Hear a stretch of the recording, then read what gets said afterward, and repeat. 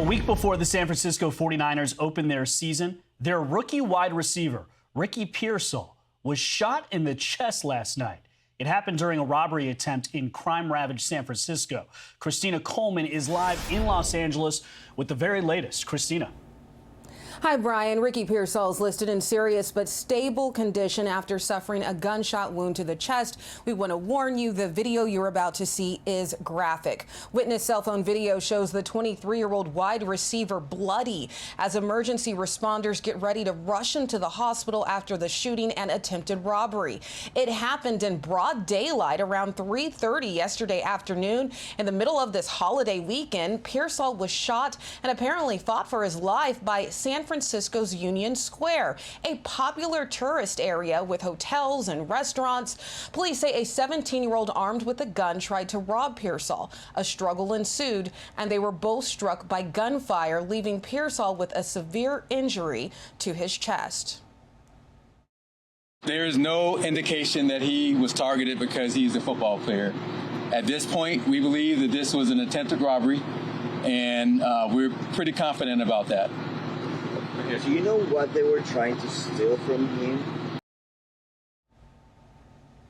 Now, police would not say what the suspected robber was trying to get his hands on. They say they want to talk to Pearsall first for confirmation.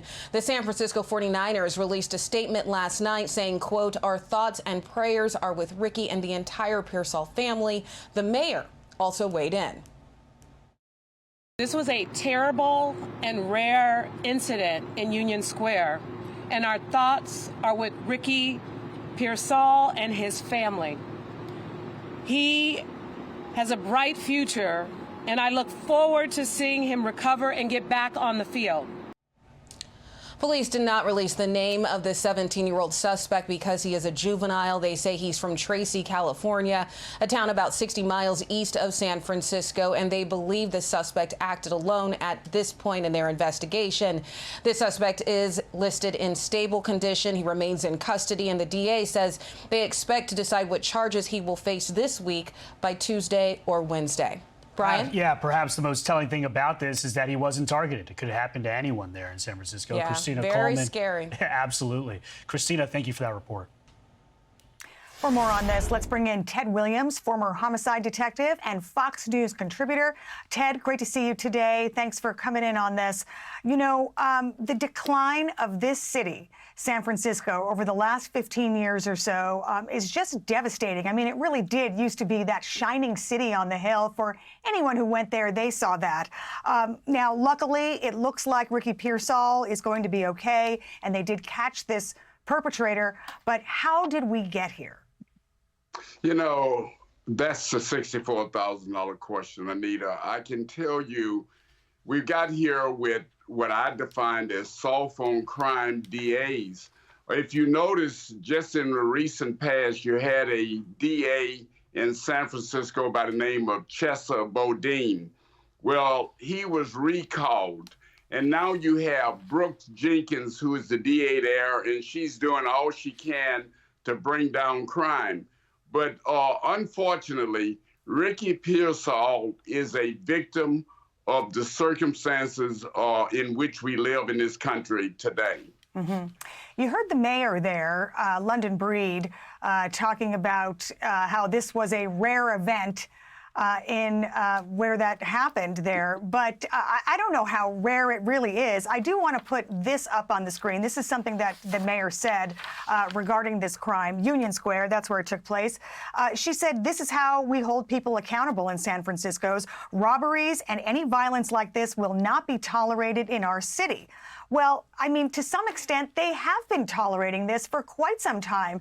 Now, I want to be fair to London Breed because she is supporting Proposition 36 in California, which would reverse some of these soft-on-crime policies that were instituted by Proposition 47.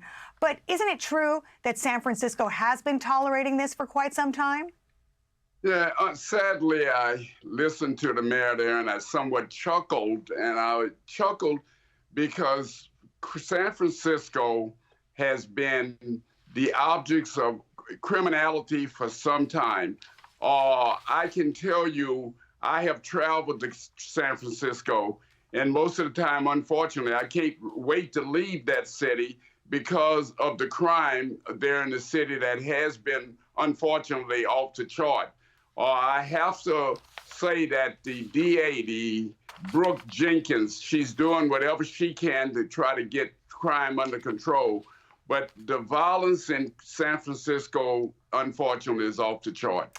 Yeah, but you know, Ted, this is really part of a national conversation about many big cities in the United States. These things are happening in many places, but in California in particular, Kamala Harris was the California Attorney General when Proposition 47 passed. She wrote the title and summary for that proposition. Is it fair to ask her about the legacy that this has left behind in California? Is that a fair question to ask her? She's running for president of the United States. Certainly, I think this is certainly a question that Vice President Harris should be confronted with, and she should be able to respond to.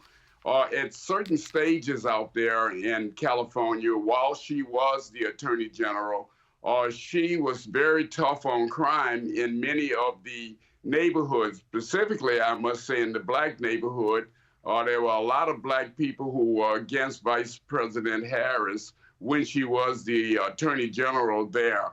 But Anita, yes, she should be able to answer that question and many other questions concerning crime that is taking place there in San Francisco. Yeah, it is just so sad what has happened there, Ted, and I do hope it turns around at some point, as everybody does, and I'm sure she will field a number of questions about that on the campaign trail. Ted Williams, thank you so much for your input today on this story. Appreciate it. My pleasure, Anita.